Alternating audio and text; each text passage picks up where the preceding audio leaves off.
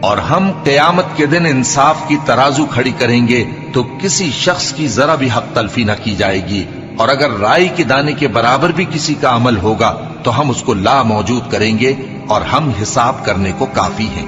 اور ہم نے موسیٰ اور ہارون کو ہدایت اور گمراہی میں فرق کر دینے والی اور سر تا پا روشنی اور نصیحت کی کتاب عطا کی، یعنی پرہیزگاروں کے لیے جو بن دیکھے اپنے پروردگار سے ڈرتے ہیں اور قیامت کا بھی خوف رکھتے ہیں۔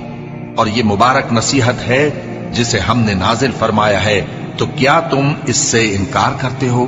اور ہم نے ابراہیم کو پہلے ہی سے ہدایت دی تھی، اور ہم ان کے حال سے واقف تھے جب انہوں نے اپنے باپ اور اپنی برادری والوں سے کہا کہ یہ کیسی مورتی ہیں جن کی پرستش پر تم لوگ جمے ہوئے ہو۔ وہ کہنے لگے کہ ہم نے اپنے باپ دادا کو ان کی پرستش کرتے دیکھا ہے۔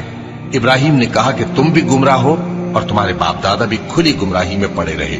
وہ بولے، کیا تم ہمارے پاس واقعی حق لائے ہو یا ہم سے کھیل کی باتیں کرتے ہو؟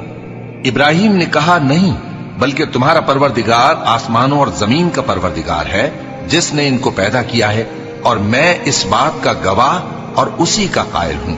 اور اللہ کی قسم، جب تم پیٹ پھیر کر چلے جاؤ گے تو میں تمہارے بتوں سے ایک چال چلوں گا۔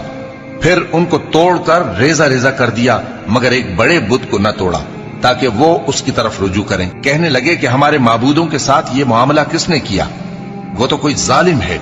لوگوں نے کہا کہ ہم نے ایک جوان کو ان کا ذکر کرتے ہوئے سنا ہے، اسے ابراہیم کہتے ہیں۔ وہ بولے کہ اسے لوگوں کے سامنے لاؤ تاکہ وہ گواہ رہیں۔ جب ابراہیم آئے تو بت پرستوں نے کہا کہ ابراہیم، بھلا یہ کام ہمارے معبودوں کے ساتھ تو نے کیا ہے؟ ابراہیم نے کہا، بلکہ یہ ان بڑے بت نے کیا ہوگا، اگر یہ بولتے ہوں تو ان سے پوچھ لو۔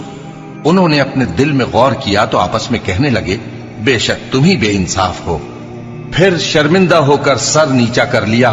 اس پر بھی ابراہیم سے کہنے لگے کہ تم جانتے ہو یہ بولتے نہیں۔